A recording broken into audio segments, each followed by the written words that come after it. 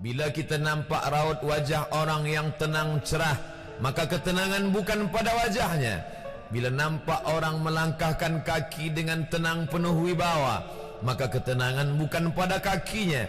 Bila tampak ayunan tangannya tak tergesa-gesa, maka bahagia bukan pada tangannya. Di mana letak bahagia itu? Ala fil jasadi mudrah. Ketahuilah dalam jasad ada segumpal, ada sekepal, ada sesuap. Idza salahat salahal jasadu kulluh. Kalau yang segumpal itu baik, maka yang lain ikut menjadi baik. Wa idza fasadat fasadal jasadu kulluh. Kalau yang segumpal itu rusak, maka dia pun ikut menjadi rusak. Yang segumpal itulah yang mengendalikan mata, telinga, tangan, kaki.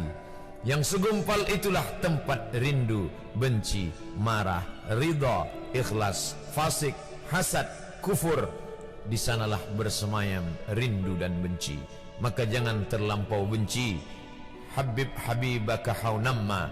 Kalau kau sayang, sayanglah secukupnya sahaja. Karena boleh jadi hari ini kau sayang, besok berubah menjadi kebencian. Kalau kau benci, bencilah secukupnya sahaja. Boleh jadi esok pagi dia menjadi orang yang tersayang. Berapa banyak puan-puan berkata, siapa itu? Itulah orang yang dulu paling aku benci. Tapi hari ini masih ada juga benci, tapi tak banyak. Oleh sebab itu maka dijaga dia.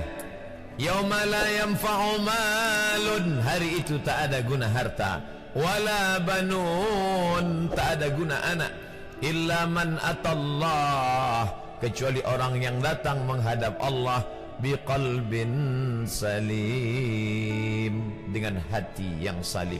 Qaf lam ba, qallaba, berbolak-balik. Qallaba, tidak selamanya bahagia. Kadang pagi hati tenang, petang datang dia pun susah. Kadang pagi hati lapang, petang tiba dia pun gundah. Maka apa yang dapat menolong? Ala bizikrillah, ketahuilah dengan banyak menyebut mengingat Allah, tatma'innul qulub, maka hati akan menjadi lapang. Qalbul mu'min baina asabi'ir rahman, hati orang beriman berada di antara jari jemari kuasa Rahman. Kalau dia hendak, dia balikkan yang senang menjadi susah. Kalau dia berkehendak yang susah, dia balik menjadi lapang. Berapa banyak orang yang tampaknya mungkin kita kata dia susah, tapi dia masih boleh tersenyum. Sebaliknya orang yang menurut pandangan zahir kita cukup segala, makan, pakai, tapi tampaknya kesenangan tak pernah singgah. Apa sebab? Kerana hati milik Allah. Dia ada dalam diri kita, tapi dia bukan punya kita. Lillahi ma fis samawati wa ma fil ard. Apa di langit, apa di bumi, milik Allah. Balikkan kepada Allah. Dari Allah balik kepada Allah. Senang mengucapkannya, payah mengamalkannya, lebih sulit memasukkannya ke dalam hati. Oleh sebab itu maka apa cara supaya hati menjadi lapang? Yang pertama, iman. Mesti ada iman. Percaya bahawa dia ada walaupun tak tampak oleh mata. Dulu ada seorang filosof, dia berkata bahawa aku percaya dia ada bila boleh tampak oleh mata, disentuh tangan, didengar telinga. Tapi bila tidak dapat ditengok mata, dipandang mata, didengar telinga, disentuh tangan, maka dia tidak ada. Inilah orang-orang yang berfaham wujudiyah. Wujud ada, mikrofon ada, mimbar ada, orang ada, kerana aku boleh menatap dengan mata, mendengar suara dengan telinga, bersapa tangan dengan alat yang diciptakan Allah Subhanahu wa ta'ala. Tapi kita mengenal dia bukan kerana rupa. Bahkan bila kita pejam mata nampak berbagai macam rupa, itukah dia? Bukan. Walam yakul lahu kufuwan ahad. Bila kita pandang tengah malam tampak bermacam warna rupa, itukah dia? Ma khatara bibalik fallahu laisa kadzalik.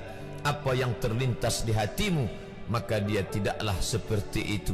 Dia tak dapat dipandang dengan mata. La tudrikuhul absaru, dia tak dapat ditangkap mata.